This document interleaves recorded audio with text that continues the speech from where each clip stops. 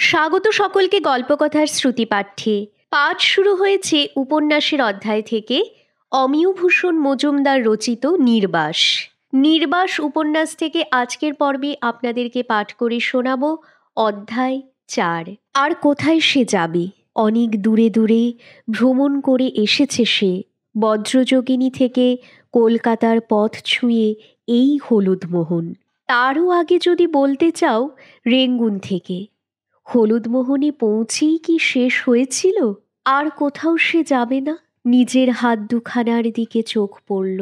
বালাজোড়া পড়াই আছে, খুলে রাখবে? একটিতে রান্না করতে গিয়ে কালি লেগেছিল, বরং আঁচলে ঘষল বিমি। বাড়ির বাইরের দিকে বারান্দায় গিয়ে বসল সে সিঁড়িতে পা রেখে, যেন সেটা দুপুরের জলাশয়ের নীরব কোনো ঘাটলা। সম্মুখের রাস্তা দিয়ে কচ্চিৎ কখনো কেউ যায়, সে যাওয়া আসা মেঘের ছায়ার মতো, কিংবা বাতাস লেগে গাছের পাতা নড়ে ওঠার মতো। এ বাড়িতে এমনি ছিল তার দুপুর, কিন্তু কিছুদিন থেকে সে শান্তিটা সে আর পাচ্ছে না, বরং একটা অস্থিরতাই বোধহয়। কাল তারা হাটে গিয়েছিল। এই শহরের একটা বৈশিষ্ট্য এই হাট। শহরে দৈনিক বাজার আছে দুটো, রোজ বাজার বসে সেখানে, কিন্তু সেগুলি সত্ত্বেও এই হাট বসে প্রতি মাসের শেষ দিকে। একসময় যথেষ্ট খ্যাতি ছিল এই হাটের। এ অঞ্চলের গ্রামবাসীদের কথায় প্রতি মাসের মেলা। হাট বলো হলুদ মোহনের। ধীরে ধীরে হলেও হাটের জাঁক অনেকটা কমে এসেছে। নানা কারণ থাকতে পারে তার। একটা কারণ বোধহয় এই, বাণিজ্যটা এখন উৎপাদকের হাত থেকে ফরেদের হাতে চলে গেছে। তা সত্ত্বেও এখনো কিছু কিছু তাঁতি এসে বসে। কোনো কোনো কৃষক আনাজের ঝাঁকা নামায় মাথা থেকে, আর ক্রেতাও আসে। আর এ শহরে এসে অন্তত একবার লোকে এ মেলায় যায়। সাধারণ হাটে স্ত্রী লোকেরা যায় না, কিন্তু মেলায় যায়। যেহেতু এই হাটের অন্য নাম মেলাও বটে, সেই জন্যই যেন পুরুষদের সঙ্গে কিছু কিছু স্ত্রীলোকও থাকে। কৃষকদের নারীরা নয় শুধু, শখ করে শহরের মেয়েরা যায়। বিশেষ করে এই শহরে নতুন এলে। হাটটা শহরের কেন্দ্র থেকে খানিকটা দূরে, অন্তত সেটার ধারে কাছে বাড়িঘরগুলিতে একটা গ্রাম্য ভাব আছে। লোকে কিন্তু বলে এটাই সাবেক শহর। ইট সিমেন্টের নতুন শহরটা ডান দিকে অনেকটা সরে গেছে, যেন নদীটাকেও পার হয়ে যেতে চায়। ছুটির দিন নয়, তবু বিমি বলেছিল কোথাও চলো। টেবিলের ধারে ধার চেপে ধরে দাঁড়িয়েছিল সে, যেন কোথাও থেকে পালিয়ে এলো। এমন করে বুকটা ওঠানামা করছে তার পরিশ্রমে। দুপুরের কিছু পরে তারা বেরিয়ে পড়েছিল। ভুবনবাবু যানবাহনের প্রস্তাব করেছিল, বিমি রাজি হয়নি। তাহলে তো হাটে যাওয়াই ফুরিয়ে গেল। চলো তাহলে, যেরকম যেতে চাও। প্রায় 1 মাইল হেঁটে এই হাটে গিয়েছিল তারা। ভুবনবাবু শাকসবজি কিনেছিল, বিমি শখ করে একটা ঝাড়ন কিনেছিল। তারপর তারা দোকান দেখে বেড়াচ্ছিল। একবার কথা না বলাটা অত্যন্ত স্পষ্ট হয়ে উঠেছিল। তখন বিমি বলেছিল এই হাট নাকি ফরেদের উৎপাতে নষ্ট হতে বসেছে। তারা যদি গ্রামে গিয়ে কৃষকদের মাল, তাঁতিদের মাল কিনে আনে, তবে এই হাটে শহরের থেকে সস্তা হয় কেন জিনিসপত্র? কৃষক বা তাঁতি এরাই বা আদৌ কেন আসে সব মাল ফরেদের হাতে ছেড়ে না দিয়ে? ফরেরা আড়তদার মহাজনের দালাল। কৃষকরা ঘরে বসে যা দাম পায় তার চাইতে কিছু বেশি দামেই বিক্রি করে এখানে, কিন্তু সে দামে মহাজনদের লাভের অংশটা যোগ হয় না বলে শহরের দামের চাইতে সস্তা। তাহলে তুমি বাণিজ্য বোঝো ভুবনবাবু? বিমি সুয়ালাপির মতো একটা হাসি ফুটিয়ে তুলেছিল মুখে, কিন্তু বাণিজ্য নিয়ে আলাপ এগোয় না। চট দিয়ে তৈরি ছাদ, চটের স্বচ্ছ প্রায় দেওয়ালের মধ্যে মনোহারী দোকান। দোকানগুলি সব 6 আনার দোকানগুলির মতো। ঘুরতে ঘুরতে তারা এসে পড়েছিল এই দোকানগুলির কাছে। পিছন থেকে চিনবার কোনো উপায় নেই। মেরুদণ্ডের গাঁটগুলি উঁচু হয়ে আছে, তৈলহীন ত্বক খসখসে। কাঁধের উপরে একটি 3-4 বছরের ছেলে, ছেলেটির পরনে একটি নতুন প্যান্ট, যার গায়ে প্রস্তুতকারকের নাম ধাম তখনও সাঁটা আছে। ভুবনবাবু না বলে দিলে মরণচাঁদকে চিনতে পারত না মিমি। কিন্তু মিমি বলল, কি ভাবছ? জিরিয়ে নেবে একটু? জিরিয়ে কি হবে? ঘুরে ঘুরে দেখিনি বরং। তাঁতিদের মহল্লায় চলো। আবার মরণচাঁদকে না চেনার ভানই যেন করেছিল মিমি। চলো না দেখি সস্তায় বালিশ ঢাকবার কিছু পাওয়া যায় কি না। ক্লান্ত দেখাচ্ছে তোমাকে। ক্লান্তি কথাটা যেন দেহের মধ্যেই থাকে, তার নাম উচ্চারণের অপেক্ষায়। ক্লান্তি ক্লান্তি। কিন্তু বিমি বলল, বাড়ি গিয়ে খুব ভালো করে চা করে দেব। কেমন একটা অদ্ভুত হাসি বিমির মুখে। ভুবনবাবুও হাসল। চশমাটা খুলে ধুলো মুছিয়ে নিল। বেড়ানো তো খেলাই, হাটে আসাটাও এমন কিছু কাজের নয়। খেলাই এটা বিমির। সে কি মনের সঙ্গেই খেলছে? কিন্তু মরণচাঁদের সঙ্গে দেখা হয়ে গেল বিমির। ভুবনবাবুকে সে হাত তুলে নমস্কার করল। খানিকটা সময় সে অভিভূতের মতো বিমির দিকে চেয়ে রইল। ভুবনবাবু বলল, কীরকম আছো মরণচাঁদ? তা ভালোই মা ঠাকুরন। হ্যাঁ মরণচাঁদ, আমিও ভালো আছি। একটু ইতস্তত করে মরণচাঁদ বলল, বাড়ি ফেরেন? আমি মা ঠাকুরনের সঙ্গে গোটা 2-4 কথা কই। তা বলো। মাসি আসছে মা ঠাকুরন, শুনছ? সৌদামণি বলেছে।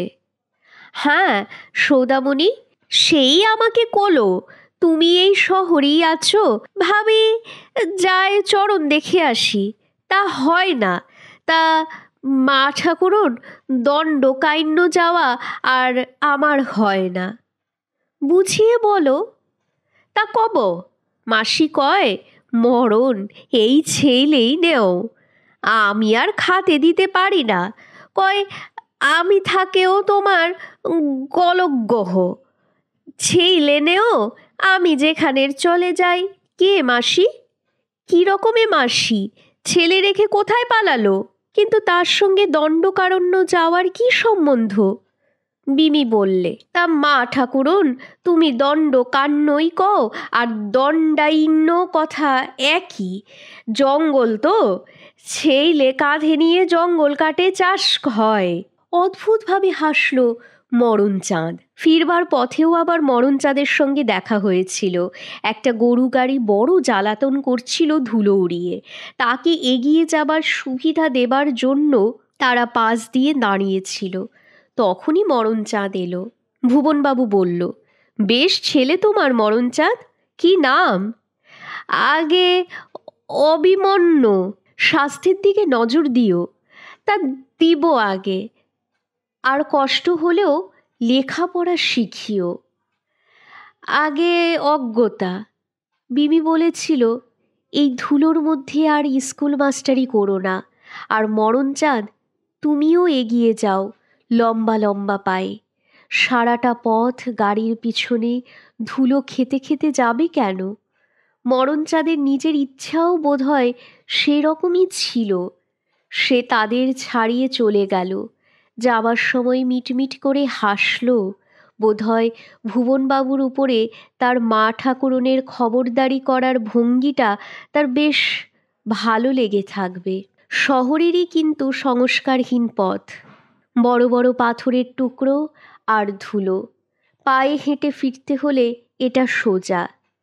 ঘুরে যাওয়া যায় নতুন শহরের ধার ঘেঁষে। লোক চলাচলের ফলেই কি এখনো ধুলো বেড়েছে? ভুবনবাবু বলল, মনে হচ্ছে গাড়িটাই এমন করে গেল। একটু ঘুরে চলো ধুলো বাঁচিয়ে, রিক্সা নেই বরং। রিকশা নিল ভুবনবাবু। মাথা ধরেছে নাকি? রিকশায় বসেই একটা হাত উঁচু করে নিজের কপাল ছুঁয়ে বসেছে বিমি। কই না বলে সে হাত নামালো, কিন্তু তার ক্লান্তি মাখা মুখে অস্বস্তিই ফুটে উঠল। ক্লান্তি, ক্লান্তি। অনুভবটাকে স্পষ্ট করার জন্য সে কথা খুঁজল। যে কয়েকটি পেল তাতে লাভ হলো না কিছু। সেগুলো বাদ দিয়ে যা থাকলো সেটা ক্লান্তি। মরণচাঁদের সঙ্গে বাইরে দেখা হওয়া অধিকন্ত। মনে তো তারা রয়েছেই। হলুদমোহন ক্যাম্পটাই সে বয়ে বেড়াচ্ছে মনে মনে। আর মরণচাঁদকে না চিনে উপায় আছে? তার একটা বৈশিষ্ট্য, তার দৈহিক উচ্চতা। এখন সে হৃতস্বাস্থ্য পূর্বের কঙ্কাল। তা সত্ত্বেও হাটের সহস্র লোকের ভিড়ের উপরে তার মুখ দেখা যাচ্ছিল। কি লাভ হতে পারে দূরে সরে গিয়ে? কিছু একটা বলার জন্য বিমি বলেছিল, মরণচাঁদের ছেলের নাম অভিমন্যু। অভিমন্যু? বেশ নাম, ভুবনবাবু বলল। খানিকটা নীরবতা। বিমি আবার বলল, তোমার স্কুলে যাবার পথ কি এটাই? না। আবার নীরবতা। কিন্তু তখন ভুবনবাবু বলল, দুজনের মধ্যে ফাঁকা জায়গা রাখতে হবে কেন? আরাম করে বসো, বড্ড ক্লান্ত দেখাচ্ছে তোমাকে। দুপুর দিঘির ঘাটলা, কিন্তু অনুভব করল বিমি স্তব্ধতাকে মুখর করে তুলেছে অনেক ক্ষুণ্ণতা। সেই নীরব অস্থিরতায় ক্লান্ত হয়ে উঠেছে। আর এখানে এখন তো সৌদামণি নিজেই আসতে পারে। আশাটা যেন তার অভ্যাসই দাঁড়াবে। দণ্ডকারণ্যের কথাই তুলল সে। সেখানে নাকি সব নতুন হয়ে উঠবে। মরণচাঁদ কি বলে? কাল রাতে কোতে যায় কাঁদে কাটে কথা বন্ধ করল। যাবো যে। সুভাষ কোথায়? সে কি দণ্ডকান্যে পথ চিনে যেতে পারে? মানুষ দেখে বোঝা যায় না মা ঠাকুরন, তার বুকের কি জ্বালা। কয় হিরণ কি ভয়ই দেখালো, চলে আলাম। সুভাষ কি আর খুঁজে পাবি? সৌদামণিও চোখ মুছল। মানুষ দেখে তার অন্তরের জ্বালা কখনো বোঝা যায় না। মরণচাঁদ সুভাষের নাম মুখেও আনে না। হিরণের সেই ছোঁয়াচে রোগ থেকে দলটাকে বাঁচাতে গিয়ে দলের নেতার কাজই সে করেছিল। কিন্তু সুভাষ তো এখনো জ্বলছে তার বুকের মধ্যে। বিমি বলল, তোমাদের মাসির খবর কি? যাতে চায় তেনি কয় না, কোনে গেছে তেনি আবার কয় বাড়ি যদি করলাম ক্যাম্প থেকে বাড়ায়, তবে সে বাড়িতে মা মাসি না থাকলি সংসার। মরণচাঁদ এখনো কল্পনা ত্যাগ করেনি। এর পরে হয়তো শ্রীকান্তর কথা আসতো, কিন্তু এলো মালতী। এর আগে একদিন যেমন করে এসেছিল আজও ঠিক তেমনি করেই। সৌদামণি, তারপরে মালতী। মালতী পল্লীর মধ্যে থেকে এলো না, বরং ক্যাম্পের দিক থেকে। তার মুখ থমথম করছে, চোখ দুটি জ্বলছে। এই যে আপনি এখানে, বলে সে থেমে দাঁড়ালো সৌদামণির সামনে। সেদিনের শোভাযাত্রার পর সভা হয়েছিল, আর তারই প্রস্তাব অনুসারে মালতী যুক্ত প্রতিবাদের স্বাক্ষর সংগ্রহ করছে। কেউ স্বাক্ষর দিয়েছে, কেউ দেয়নি। মরণচাঁদ এখনো মনস্থির করতে পারছে না। কিন্তু বিপদ তো তাদেরই বেশি হয় যারা পথ খুঁজে না পেয়ে এ পথ ও পথ করতে থাকে। এই বলল মালতী। সৌদামণি বলল, তাই তো, তাইলে এক কথা কই, তেনি কয় তখন মা ঠাকুরন ছিল, তার সুবিধা করতে হবি, এই ভাবতে গিয়ে পথ খুঁজে পেতাম। এখন কার জন্যে পথ খোঁজা? মা ঠাকুরন? সে আবার কে? মালতী প্রশ্ন করল। কেউ নয়, সেটা ওদের একটা কল্পনা, বলল বিমি। ভাবল এটা কি শুধু মালতীকে নিবৃত্ত করার জন্যই তোলা একটা যুক্তি? চুলোয় যাক কল্পনা। বৌদি, এখন কি আর ওদের কল্পনা করার সময় আছে? আর 7 দিন মাত্র বাকি, তারপরেই এসে যাবে ওদের সরানোর লোক। কালকের মধ্যে সই শেষ করে প্রতিবাদ ম্যাজিস্ট্রেটকে পৌঁছে দিতে হবে। কেন সই পেলাম না জানো? ওই সুরথের জন্য। একা সে নয়, তার স্ত্রী আর অজয়ের জন্য। সুরথ? সে কি যেতে চাচ্ছে?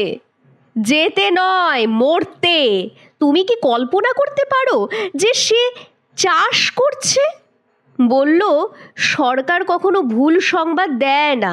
মেরুদণ্ডে ঘুণ ধরেছে, লোকটার ভিতরে নিশ্চয়ই দোষ আছে, নতুবা এমন ঘুণ ধরে? নতুবা শিক্ষিত হয়ে এমন মূর্খের মতো কথা বলে? মালতী একদমে এই বলে হাঁপাতে লাগলো। দাঁড়িয়ে রইলে? বসো, আসন নিয়ে আসি। বসবে? না, বসবো না, কাজ আছে। মালতী দ্রুত গতিতেই চলে গেল। মা ঠাকুরুন, বলল সৌদামণি। বিবর্ণ হয়ে গেল তার মুখ। 7 দিন বলল যে?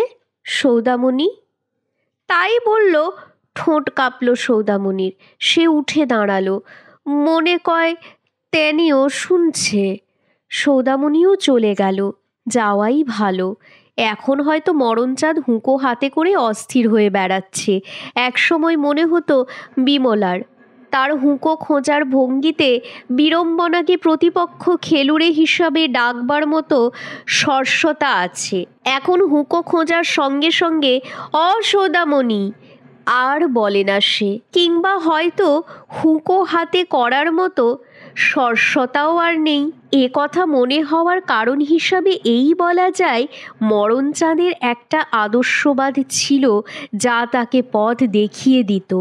এখন যেন সিদ্ধান্ত নেওয়ার মতো জোরই সে পাচ্ছে না। কিন্তু সুরথ, সে তাহলে তেমনই আছে যেমন ছিল বিমি যখন তাকে শেষ দেখেছিল? চিন্তাটাকে মাঝপথে থামিয়ে দিল বিমি। বরং সে সম্মুখে চেয়ে দেখতে পেল একটা 4-5 বছরের ছেলে চাকা চালাতে চালাতে রাস্তায় দৌড়চ্ছে। নতুন বাড়িটা ছাড়িয়ে কিছু দূরে এসে পড়েছিল, আবার ফিরে গেল দৌড়তে দৌড়তে। মালতীর মতে গ্রামের মানুষ চাকরির জন্যেই শহরে উদ্বাস্তু হয়েছিল। ওই বাড়িরই ছেলে নাকি। হয়তো ওর মা কাজকর্ম সেরে এখন বিশ্রাম করছে, কিংবা হয়তো ঘুমিয়ে পড়েছে। অনেকের এমন হয়। ছেলেটি বেরিয়ে পড়েছে সেই অবসরে। ছেলেটি একবার থেমে দাঁড়িয়ে বাড়িটার দিকে চেয়ে চেয়ে কী ভাবল, তারপর চাকা নিয়ে দৌড়তে শুরু করলো। হু হু করে ছুটে যেন সে উধাও হয়ে যাবে। অনেকটা দূরে সে ছুটেও গেল, কালো রাস্তাটা ধরে, ক্যাম্পের দরজার কাছাকাছি। ছুটে বোধহয় হাঁপিয়ে পড়েছিল। একটু থেমে চাকা ধরে দাঁড়িয়ে দম নিতে লাগলো বোধহয়। তারপর ধীরে ধীরে চাকা চালিয়ে নিয়ে আবার নিজের বাসার দিকে ফিরল। ওর মায়ের বোধহয় এতটা নিশ্চিন্ত হওয়া ভালো নয়। চিন্তাটায় ফিরে এলো বিমি। নদীর স্রোত দেখা যাচ্ছে না, কারণ নদীটাই সময়। আর 7 দিনের সঞ্চয় হলেই সেটা ক্যাম্পকে নিঃশেষ করার মতো ফুলে উঠবে, ফুঁসে উঠবে। এখনই যেন তার ধাক্কায় ধাক্কায় নভমণ্ডল থরথর করে কাঁপছে। শেষবারের মতো পরিক্রমা করবে যেন ক্যাম্পটাকে বিমি। ক্যাম্পটার দিকে মুখ তুলে চাইল সে। আর এখন তা পারেও সে। বন্যায় আর যাই হোক, সে ডুবে যাবে না। সে আর কোথায় যাবে বলো? ক্যাম্পের গ্রন্থাগারটাই বসবার জায়গা ছিল। অজয় বসত, মোহিত এবং লতা আসত। সুরতও থাকত, যেন অজয়ের ফাইফরমাস খাটার জন্যই।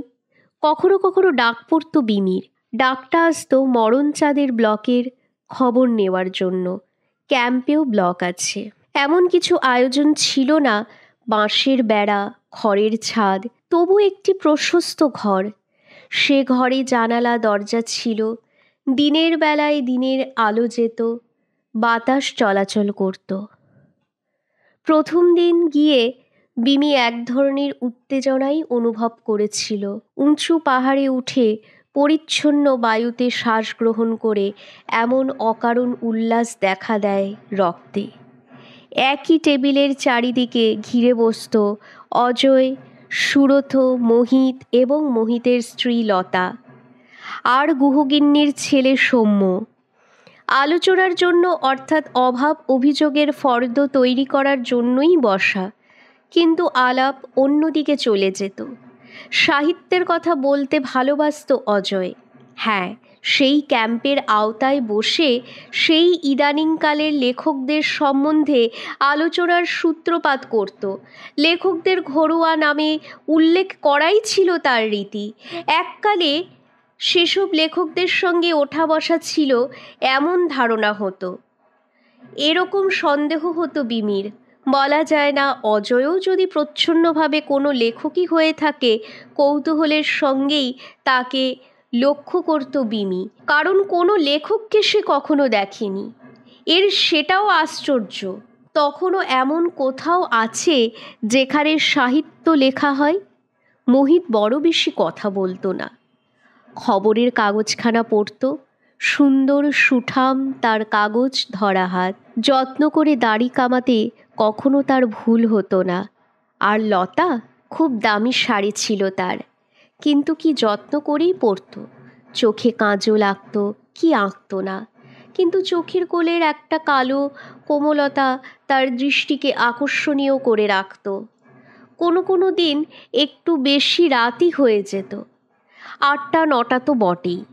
একবার বিশেষ করে পূর্ণিমার কাছাকাছি ছিল রাত্রি। এত দেরি হয়েছিল ফিরতে যে সব পাড়ার সবগুলো তাঁবু নিঃশব্দ হয়ে গিয়েছিল। সে রাতে সে রান্না করেনি, খায়নি। অজয় ভাবটা দেখাতো যেন অনেক রাত অবধি তারা উদ্বাস্তুদের সুখ সুবিধা নিয়েই আলোচনা করেছে। কখনো খুব বেশি রাত হয়ে গেলে পরের দিন সে কিছু না কিছু ঘোষণা করত, তা সে যত সামান্যই হোক।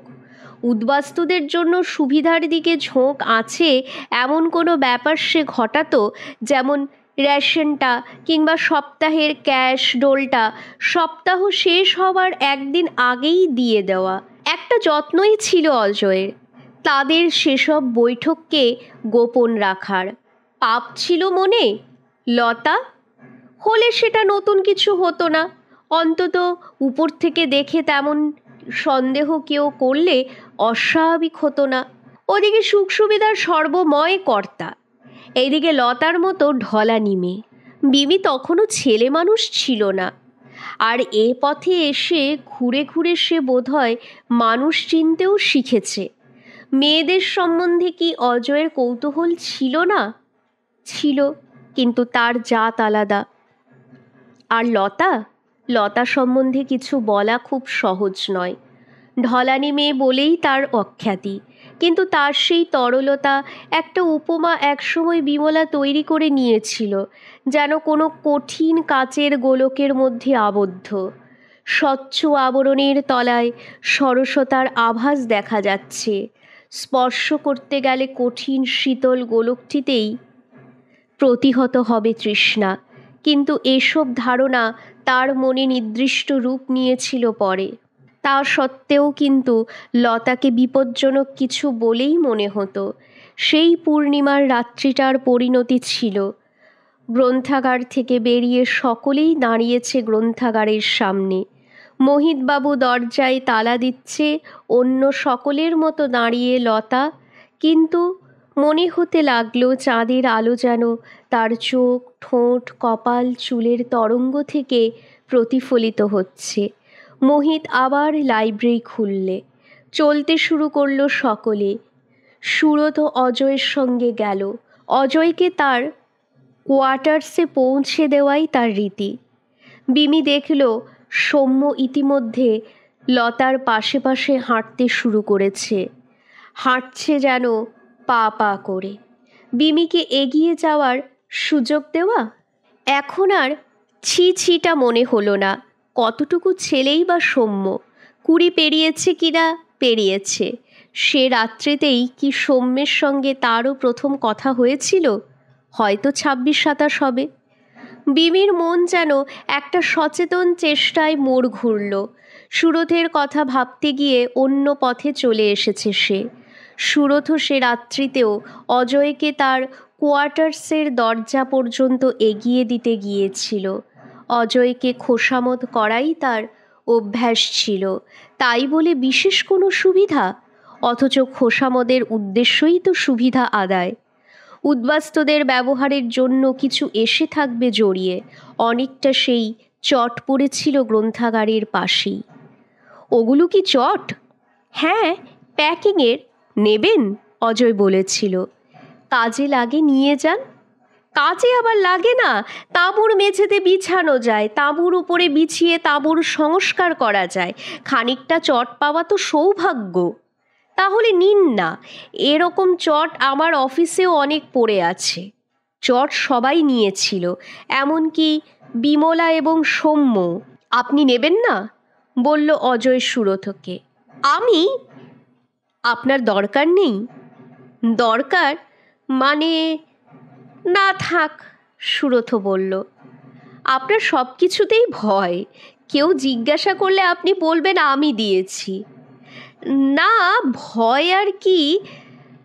এই কথাটা বলতে সুরথ কেশে গলা সাফ করে নিয়েছিল। আপনি বড্ড ভয় পান মশাই? অজয় হেসেছিল। সুরথ মাথা নিচু করেছিল। অজয় যেন তার চরিত্র সম্বন্ধেও দেবতার মতো অভ্রান্ত। এটা সুরথের ভয়েরই উদাহরণ। পড়ে থেকে নষ্ট হচ্ছে এমন 2-4 হাত প্যাকিংয়ের চটের ব্যাপারেও কি অসামান্য ভয়? সৌম্যই বলেছিল একদিন, বড্ড ভয় পায় সুরথদা। সেই চটের কথাই সে নিজেই বলেছিল আমাকে একদিন। বলেছিল, অজয়বাবু দিচ্ছেন বলেই কি নিতে পারি? যদি অডিট হয়, অজয়বাবু যদি সরকারের কোনো জিনিস তোমাকে বেআইনিভাবে দিয়ে থাকেন, তাহলে অজয়বাবুর যেমন দোষ, তুমি নিয়েছ বলে তোমারও তেমন দোষ। কথাটা হচ্ছিল একটা গাড়ির কামরায় বসে। তাহলে অজয়কে খোসামত করে কেন সুরতদা তোমার? বলেছিল বিমি। ধারণা বোধহয় অজয়দাকে খোসামত করলে আইনকেও খোসামত করা হবে। তুমি ক্যাম্পের অনেক কিছুই জানো, অনেকের সম্বন্ধেই, বিমি বলল। তা জানি, কি করে জানলাম ভেবে আশ্চর্য হই। তুমি বোধহয় খানিকটা সহৃদয়, সৌম্য। খুশি খুশি লাগছিল বিমির। ট্রেনের পথের দুধারে কি সুন্দর লাগছিল দেখতে, নুয়ে নুয়ে যাওয়া সবুজ গুল্ম কাঁটা আগাছা। সৌম্য একসময় বলেছিল, রাজনীতি যেন আগেকার ঘটনা, যার পর থেকে বাস্তুহীনতা। কিন্তু এই পরিণতিতে পৌঁছানোর অন্য অনেক পথই আছে রাজনীতি ছাড়া। আর সুরথই তার প্রমাণ। সুরথ পাকিস্তান থেকে আসেনি সদ্য উদ্বাস্ত হয়ে। চাকরির জন্য এ দেশে ছিল। দেশ যেখানেই হোক, তার কথায় উত্তর কিংবা পূর্ববঙ্গের টান কিছু পাও? পাও না তো। বাস্তুহীন কেন হয়েছে সুরথ? তা বলেছিল সৌম্য। ঠিক তোমাকে যা বললাম তা হয়তো ঘটেনি। তা জানতে হলে সমস্ত ঘটনা সামনে রেখে গবেষণা করতে হবে। কিন্তু তাতেও কি সত্যটাকে ধরা যাবে? কাজেই খুঁটিনাটি জেনেও লাভ নেই, বলেও নেই। সুরত ব্যাংকে কাজ করত। ব্যাংকে মানে? আইনের দিকে একটা অস্বাভাবিক ঝোঁক হয়েছে। আইন ভাঙার কথা বললে তা যে সে আইনই হোক, ওর মনের এমন একটা অংশ বিচলিত হয়ে ওঠে, যার উপরে শরীর এবং মনের অন্যান্য অংশকে সক্রিয় রাখার দায়িত্ব দেওয়া আছে। শীতের দিনে আমি তার কপালে ঘেমে উঠতে দেখেছি অজয় লেজার বইতে একটা ব্যাকডেট বসানোর কথা শুনে। কোনো একদিন সে এমন কোনো আইনই হয়তো ভেঙে থাকবে। টাকা পয়সা অসম্ভব নয়। ঘটনার কথা বলছো? একদিন সকালে সুরতকে ধরে নিয়ে গেল পুলিশ।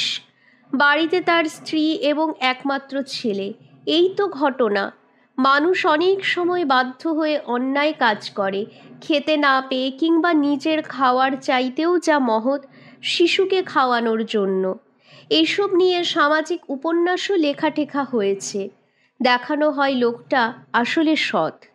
যারা সৎ উদ্দেশ্যে যাই করো, তাকে অসৎ বলতে দ্বিধা হবে।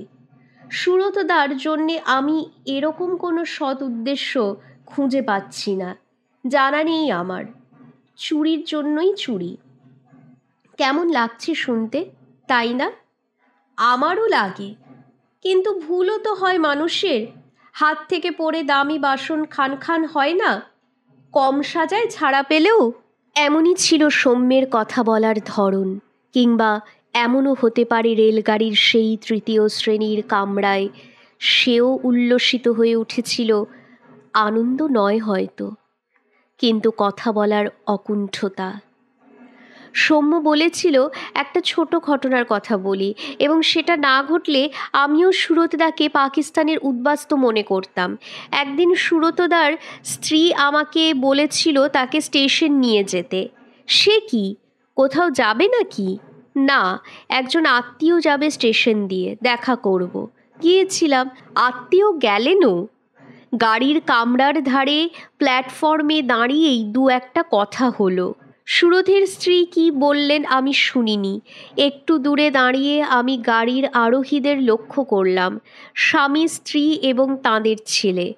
গাড়ি চলে গেলে আমরা ক্যাম্পের দিকে হাঁটতে লাগলাম। কি হলো, চোখে কিছু পড়ল? কান্না?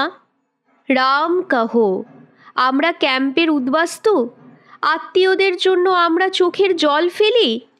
সুরথের স্ত্রী বুকের ওঠাপড়া নিয়ে চলতে পারছিলেন না।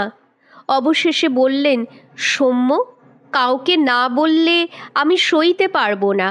গাড়িতে যে ছেলেটিকে দেখলে, সে আমার। মানে? হঠাৎ থেমে গিয়েছিল সৌম্য। তেমনি হঠাৎ শুরু করলো বলতে, না, ছেলেটিকে বিক্রি করেনি তারা।